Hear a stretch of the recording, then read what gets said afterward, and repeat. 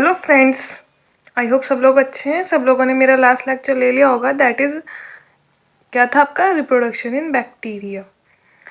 सबको अच्छे से समझ में आया होगा। थोड़ा बोरिंग था बट इंटरेस्टिंग था।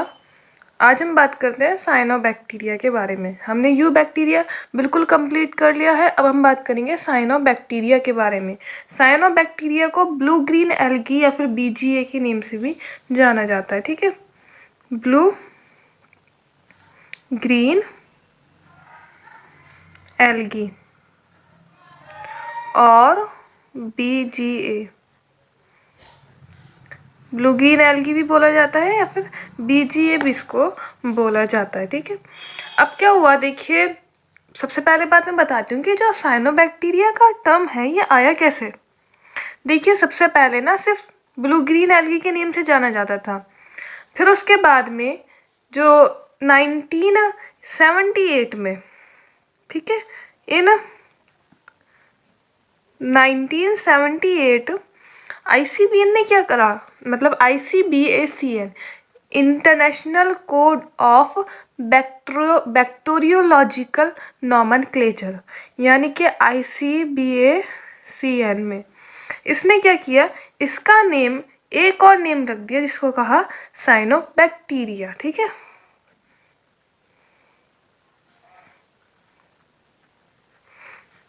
क्या बोला गया? साइनोबैक्टीरिया।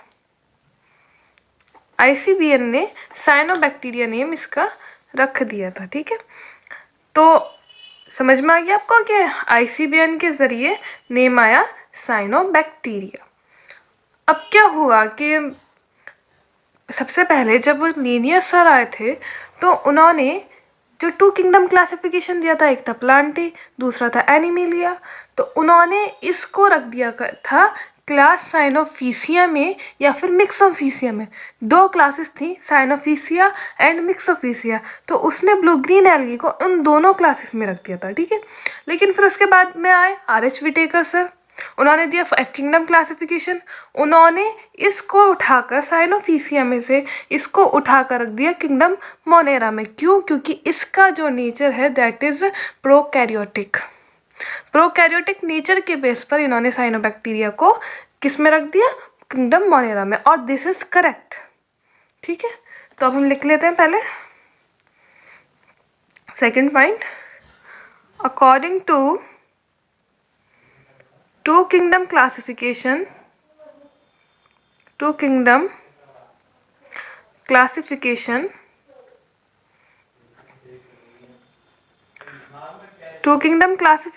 के बेसिस पर बीजीए को इंक्लूड किया गया था, इंक्लूड इन साइनोफिसिया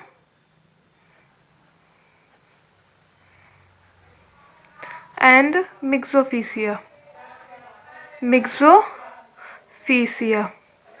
साइनोफिसिया और मिक्सोफिसिया में रखा गया, और फिर उसके बाद में क्या करा गया, but letter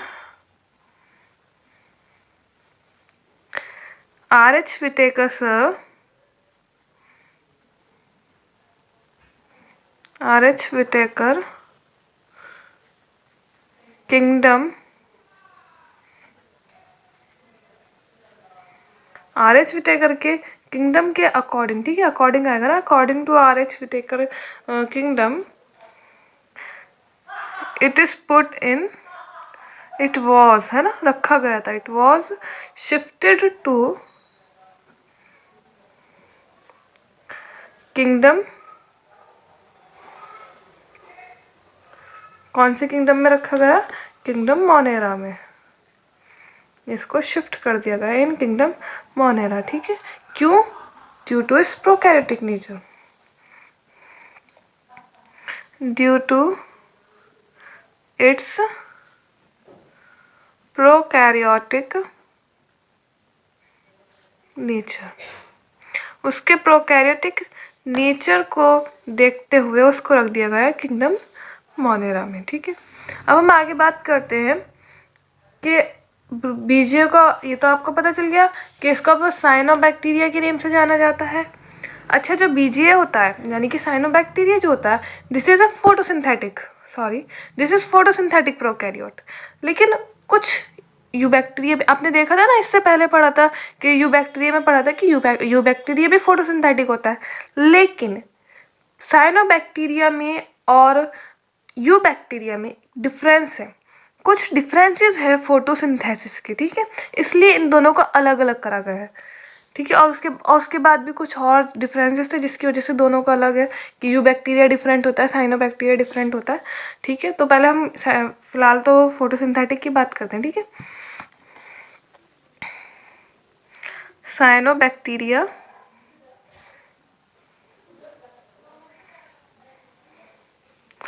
are photosynthetic, photosynthetic होते हैं ये भी। प्रोकैरियोट्स, ये तो आपको मालूम ही है, ये प्रोकैरियोट्स होते हैं। लेकिन बहुत सारे यूबैक्टीरियाज भी प्रोकैरियोट्स थे, फोटोसिंथेटिक प्रोकैरियोट्स थे, मैनी यूबैक्टीरिया ऑल्सो हैव। अब देखिएगा, डिफरेंस पढ़िएगा भी कि क्या डिफरेंस है, ठीक है, बहुत ही इंटरेस्टिंग है, अच्छे से ध्यान लगा के। फोटोसिंथेटिक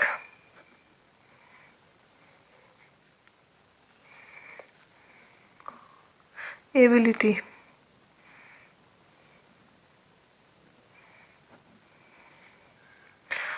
बट लेकिन there are some difference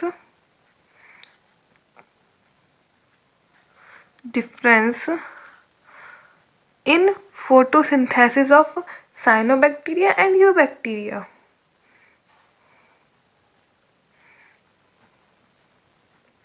Photosynthesis of cyanobacteria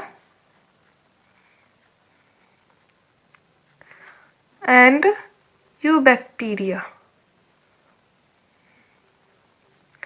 अब देखिए, पहले तो इसको अंडरलाइन कर लेते हैं ना, photosynthesis of cyanobacteria and eubacteria, भाई अंडरलाइन करना ज़रूरी होता है।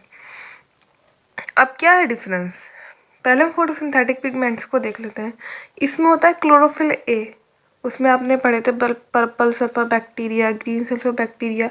इसमें ऐसे बैक्टीरिया नहीं होते हैं जिनमें आपने बहुत अजीब अजीब से नेम पढ़े थे ना, कि उनमें कौन कौन से पिगमेंट्स प्रेजेंट होते हैं। तो आपको याद करा दिया जाए एक बार कि जो आपके बैक्टीरिया थे, कौन से वाले, यूबैक्टीरिया जो थे, उनके फोटोसिंथेटिक पिगमेंट्स जो थे वो बहुत अलग थे। आपने पढ़ा था, उसमें एग्जाम्पल्स पढ़े थे, पर्पल सल्फर बैक्टीरिया का एग्जाम्पल पढ़ा था आपने, फिर आपने उसमें पढ़ा था ग्रीन सल्फर बैक्टीरिया का भी एग्जाम्पल आपने उसमें पढ़ा था, और आपने उनके पिगमेंट्स भी देखे थे। तो आपने क्या क्या पिगमेंट्स देखे थे, ज़रा सोच के बताइएगा। चलिए मैं बता देती हूँ। पर्पल सल्फर बैक्टीरिया का जो पिगमेंट था वो था bacteriochlorophyll A and B. Green sulphur का क्या था, bacteriochlorophyll A and bacterioviridin, है ना। ये एग्जाम्पल्स थे, लेकिन इसमें बिल्कुल डिफरेंट होता है, इसमें होता है क्लोरोफिल ए, कैरोटीनॉइड्स इसमें होते हैं। क्लोरोफिल ए ग्रीन कलर का होता है, कैरोटीनॉइड्स जो होते हैं वो येलो कलर के होते हैं, सी फाइकोसाइनिन ब्लू कलर का होता है, और जबकि एक और होता है सी फाइकोइरिथिन जो कि रेड कलर का होता है। इसके और एक बात और, उसमें आपने पढ़ा था कि जो आपका फोटोसिंथेटिक पिगमेंट था वो किससे था, नॉन ऑक्सीजनिक था, है ना। लेकिन जो साइनोबैक्टीरियाज है, these are the first organism that produce oxygen in earth, on earth, ठीक है। तो ये एग्ज़ाम में भी आ जाता है कि भाई कौन से ऑर्गेनिज्म है जो सबसे पहले जिन्होंने फोटोसिंथेसिस करी, तो दैट वाज साइनोबैक्टीरिया। सबसे पहले जो ऑक्सीजनिक फोटोसिंथेसिस थी, ठीक है, ऑक्सीजनिक फोटोसिंथेसिस थी, वो किस में आई थी, वो आई थी साइनोबैक्टीरिया में। चलिए हम बात कर लेते हैं, पहले फोटोसिंथेटिक पिगमेंट्स के बारे में हम बात कर लेते हैं। मैंने आपको बता दिया है, अब तो बस लिखना ही रह गया है, नोट्स होने चाहिए साथ। फोटोसिंथेटिक पिगमेंट, फोटोसिंथेटिक पिगमेंट्स में क्या क्या है, उसके मुकाबले पर उसमें था bacteriochlorophyll A and B, जबकि इसमें सिर्फ chlorophyll A which is green in colour. उसमें था बैक्टीरियो विरिडिन था ना, और इसमें है कैरोटिनॉइड्स। कैरोटिनॉइड्स है इसमें which are yellow in colour. इसमें है सी फाइकोसैनिन, सी फाइकोसैनिन। अच्छा, कंपेयर करके ज़रूर पढ़ा करिए, कंपेयर करने से ध्यान रहता है, याद रहता है अच्छी तरीके से। भाई हमने कंपेयर कर लिया, अब जैसे हमने कंपेयर करा भी फोटोसिंथेटिक पिगमेंट का, तो याद रहा। लेकिन अगर हम कंपेयर नहीं करेंगे तो वी फॉरगॉट। फिर है सी फाइको इरिथिन, ERYTHIN है ना, सी फाइको इरिथिन। अब ये कैसा है? This is red in colour. चलिए लिखते हैं what next said। oh,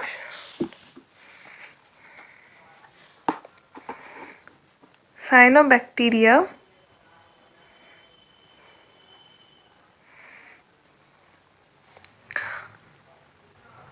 considered है ना, considered as the first organism that produce oxygen on our earth। Cyanobacteria जो थे वो पहले ऐसे ऑर्गेनिज्म है, cyanobacteria that produced oxygen on our earth. First organism है दिस इज, ये नीट में आ जाता है तो इसको ज़रूर ध्यान में रखिएगा। नीट में एक पॉइंट और आता है, उसको भी समझ लीजिए ज़रा। साइनोबैक्टीरिया जो होते हैं those are not always blue in colour. क्या इनका नाम क्या है? Blue green algae. लेकिन ये ब्लू ग्रीन कलर के नहीं होते हैं, सारे नहीं होते, मतलब होते तो है लेकिन सारे ब्लू ग्रीन कलर के नहीं होते। एक है जैसे एग्जांपल थाइकोडेस्मियम, ठीक है।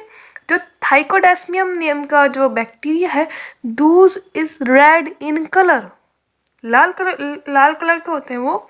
और जिसकी अपीयरेंस मतलब अगर वो वाटर में बहुत ज़्यादा हो जाता है ना तो रेड वाटर, जो रेड सी होता है वो क्यों बोला जाता है? इसलिए क्योंकि वो रेड कलर का हो जाता है।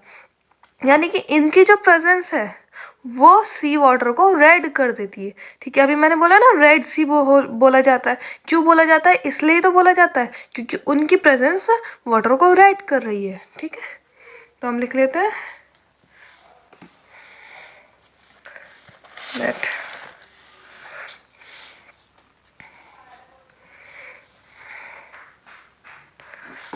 cyanobacteria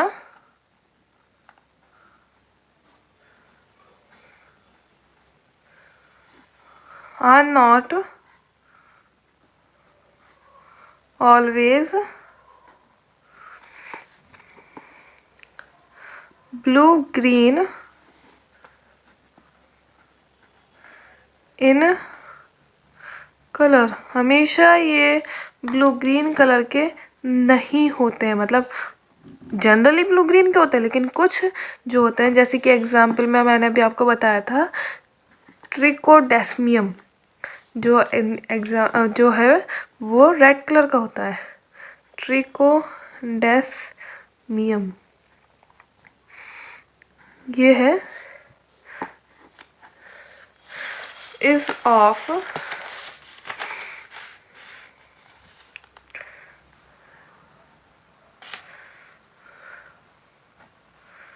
red colour. Red colour का होता है ट्रिकोडेस्मियम, और जिससे जो है ना रेड का कलर जो होता है ना वाटर का वो रेड सी हो जाता है एल्गी की, इस वाले एल्गी की वजह से।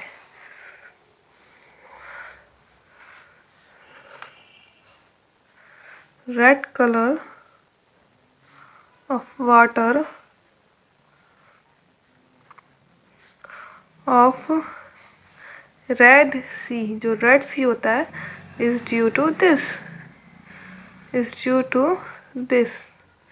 इसकी वजह से, साइनोबैक्टीरिया की वजह से जो वाटर होता है उसका कलर हो जाता है रेड, जिसकी वजह से रेड सी कहलाई जाती है। अब हम बात करते हैं different forms of blue green algae की। ब्लू ग्रीन एल्गी जो होती है ये कई फॉर्म्स की होती है। तो सबसे पहले हम बात, ये होती है यूनिसेलुलर, चलिए बताती चलो। यूनिसेलुलर होती है, कॉलोनियल होती है और फिलामेंटस। 3 फॉर्म्स जो होती हैं ये इम्पोर्टेंट फॉर्म्स है, इनको भी ज़रूर पढ़िएगा। Different forms of blue green algae of. अब बात करें, वेट अ मिनट, हाँ तो डिफरेंट फॉर्म्स जो होती हैं 3 हैं, कौन कौन सी हैं? Unicellular, it is unicellular,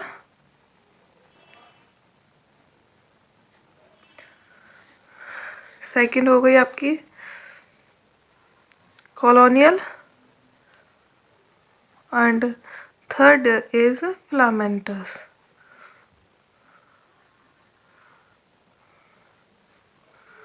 filamentous, ठीक है। अब देखिए, जो यूनिसेलुलर होते हैं वो क्या होते हैं? Those are rich in protein, जिसकी वजह से जो वो यूज़ किए जाते हैं, क्योंकि उनमें बहुत प्रोटीन होती है। तो जो कैटल का खाना होता है ना, फॉडर जो होता है कैटल का, वो उसमें यूज़ किए जाते हैं। क्यों? क्योंकि वो कैटल को जो प्रोटीन्स होते हैं ना वो प्रोवाइड करते हैं। तो और दूज आर इडेबल, भाई इडेबल हैं जब भी तो कैटल के लिए यूज़ किए जाते हैं, ठीक है। तो लिखते हैं हम, सबसे पहले बात करते हैं हम यूनिसेलुलर की।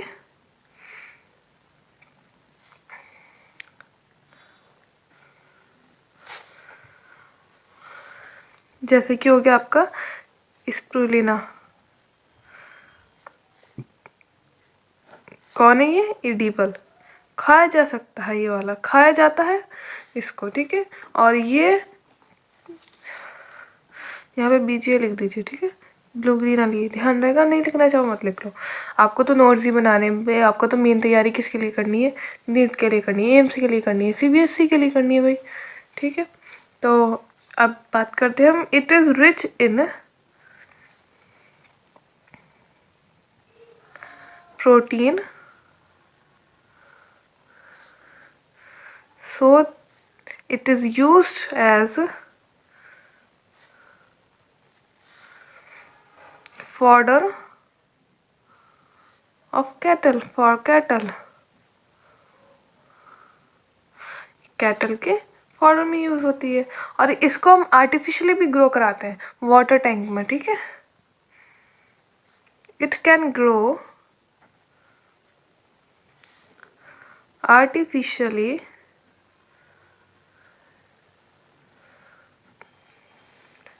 इन वाटर टैंक,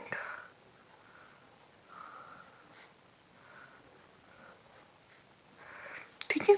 तो यूनिसेलुलर के बारे में आपके समझ में आ गया कि it is rich in protein, जिसकी वजह से ये ईडेबल है और ये साथ के साथ यूज़ होती है fodder of a cattle, cattle के खाने में यूज़ होती है। क्यों? उसको प्रोटीन प्रोवाइड करने के लिए। और इसको हम आर्टिफिशियली ग्रो करा सकते हैं, कहाँ पर? वाटर टैंक पर, ठीक है। अब हम बात करते हैं सेकंड वाली, दैट इज कॉलोनियल।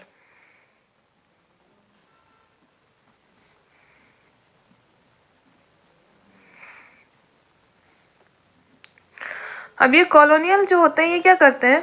इसमें बहुत सारे यूनिसेल्स होते हैं जो कि एक साथ रहते हैं और एक साथ रहने के बाद में वो एक इंडिविजुअल फॉर्म कर लेते हैं, ठीक है। तो those are known as colony. और कॉलोनी जो होती है ना वो 2 टाइप्स की होती है, एक होती है डेंड्रॉइड कॉलोनी, दूसरी होती है कोकोइड कॉलोनी। जो डेंड्रॉइड कॉलोनी होती है वो क्या होता है, इसमें बहुत सारे यूनिसेल्स जो होते हैं वो कनेक्ट होती हैं एक जिलेटिनियस स्टॉक से, ठीक है, जिसको हम कहते हैं डेंड्रॉइड कॉलोनी।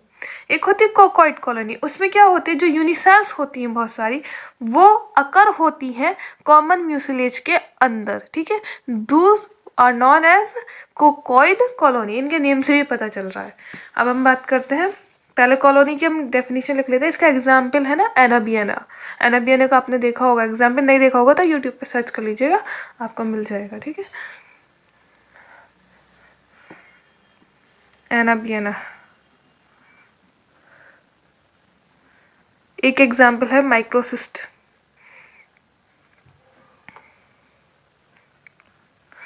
अब हम इसकी डेफिनेशन लिख लेते हैं, ये तो समझ में आ गया। A number of unicells live together to form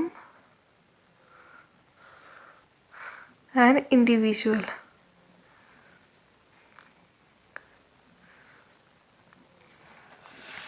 दो टाइप्स के होते हैं, एक तो होता है डेंड्रॉइड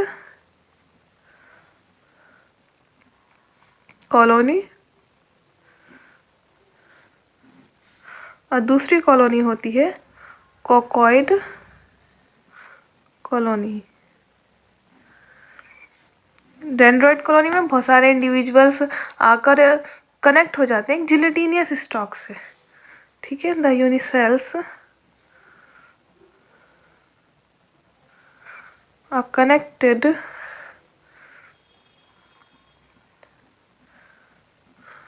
बाय gelatinous स्टॉक। अब हम बात करते हैं कोकॉइड कॉलोनी के बारे में, ठीक है। तो कोकॉइड कॉलोनी क्या होती है, मैंने आपको बताया था, जिसमें बहुत सारे यूनिसेल्स अकर होते हैं एक कॉमन म्यूसिलेज के अंदर, ठीक है। तो number of unicells occur inside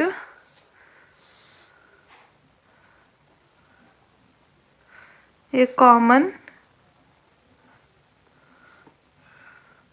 mucilage।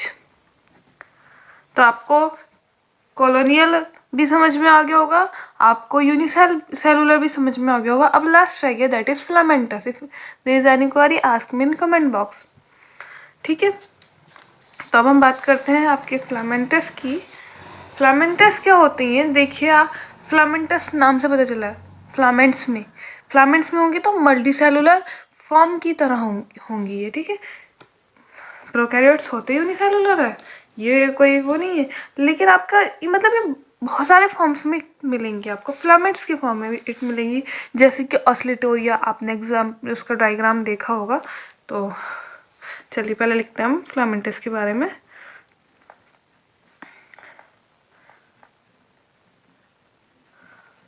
Filamentous, they are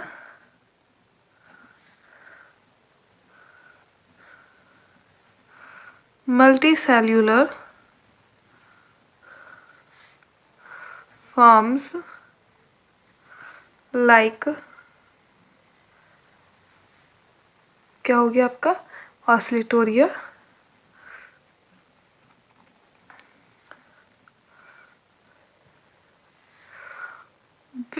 इन विच, इसको आप ना ब्रैकेट में कर लीजिए, ठीक है। Cells are placed end to end in a single file, ठीक है। मतलब सेल्स जो होती हैं एक ही फाइल में एक एंड से दूसरे एंड पर प्लेस्ड होती हैं। हम बात कर लेते हैं ऑस्लिटोरिया की बात करते हैं हम। तो ऑस्लिटोरिया जो होता है ये हाई टेम्परेचर पर होता है, सरवाइव करता है, यानी कि ये हॉट वाटर स्प्रिंग में सरवाइव करता है, यानी टेम्परेचर होना चाहिए maximum 80 degree Celsius.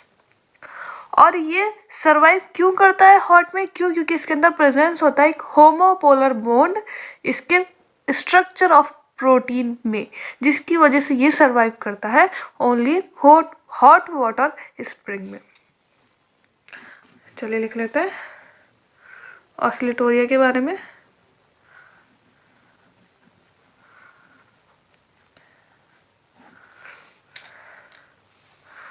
Survive in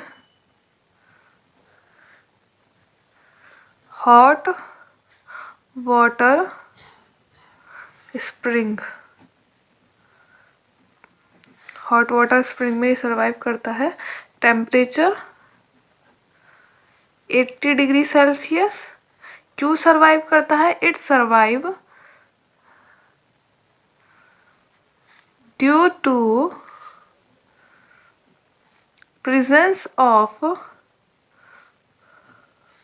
homopolar bond in structure of protein. इसका जो प्रोटीन का स्ट्रक्चर होता है उसमें होमोपोलर बॉन्ड प्रेजेंट होता है, जिसकी वजह से ऑस्लिटोरिया सर्वाइव करता है। ठीक है, तो आज हमने पढ़ लिया हमने आज क्या क्या पढ़ा है? साइनोबैक्टीरिया के बारे में हमने पढ़ लिया, उसके फोटोसिंथेटिक पिगमेंट्स पढ़े, नॉन ऑक्सीजनिक थे यू बैक्टीरिया में, जबकि ऑक्सीजनिक जो थे वो थे साइनोबैक्टीरिया में। उनके पिगमेंट्स भी डिफरेंट थे, दोनों होते फोटोसिंथेटिक है लेकिन दोनों के डिफरेंस है। क्लोरोफिल ए इसमें था, ग्रीन था, कैरोटीनॉइड था, येलो कलर का था, सी फाइकोसाइनिन था जो कि था ब्लू कलर का, और सी फाइकोएरिथिन जो कि था रेड कलर का। उसके बाद हमने पढ़ा कि साइनोबैक्टीरिया को पहला ऑर्गेनिज्म माना गया जिनमें ऑक्सीजन था, जो ऑक्सीजन परफॉर्म कर रहे थे अर्थ पर। और साइनोबैक्टीरिया हमेशा ब्लू ग्रीन कलर के नहीं होते हैं। ट्रिकोडर्मियम नाम का एक ब्लू ग्रीन एल्गी होता है जो कि रेड कलर का होता है। ठीक है, साइनोबैक्टीरिया होता है लेकिन रेड कलर का होता है, जिसकी अपीयरेंस ज़्यादा होती है तो रेड सी अपीयर हो जाता है। तो उसके बाद में हमने बात करा इसके कुछ फॉर्म्स होते हैं, जैसे यूनिसेलुलर, कॉलोनियल हो गया, फिर फिलामेंटस फॉर्म हो गई। यूनिसेलुलर फॉर्म क्या एग्जाम्पल हो गया स्पिरुलिना जो कि ईडेबल होता है, जो कि रिच सोर्स ऑफ प्रोटीन है as a fodder for a cattle, और ये आर्टिफिशियली ग्रो कराया जाता है वाटर टैंक में। फिर हमने उसके बाद में बात करी कॉलोनियल के बारे में हमने बात करी थी कि कॉलोनियल जो होते हैं जैसे कि एनाबियना हो गया, माइक्रोसिस्ट हो गया, वो उसमें बहुत सारी यूनिसेल्स एक साथ रहकर एक इंडिविजुअल बनाते हैं। दो तरीके के होते हैं, डेंड्रॉइड कॉलोनी हो गई और कोकॉइड कॉलोनी हो गई। डेंड्रॉइड कॉलोनी में बहुत सारी यूनिसेल्स कनेक्ट हो जाते हैं एक जिलेटिनियस स्टॉक से, जबकि कोकॉइड कॉलोनी में बहुत सारे जो सेल्स होते हैं, यूनिसेल्स जो होते हैं, वो कॉमन म्यूसिलेज के अंदर होते हैं। फिर हमने बात करी फिलामेंटस की। फिलामेंटस जो होते हैं मल्टीसेलुलर फॉर्म्स हैं जिसमें सेल्स एक एंड से दूसरे एंड पर जुड़े हुए होते हैं एक सिंगल फाइल में, जैसे कि ऑस्लिटोरिया हो गया। ये सर्वाइव करता है हॉट स्प्रिंग में, हॉट वाटर स्प्रिंग में, टेम्परेचर 80 डिग्री सेल्सियस। और इसकी प्रेजेंस, ये क्यों सर्वाइव करता है? क्योंकि इसमें प्रेजेंट होता है होमोपोलर बॉन्ड इसके प्रोटीन के स्ट्रक्चर में। हम कल पढ़ेंगे स्ट्रक्चर ऑफ बीजीए, तो तब तक के लिए थैंक यू।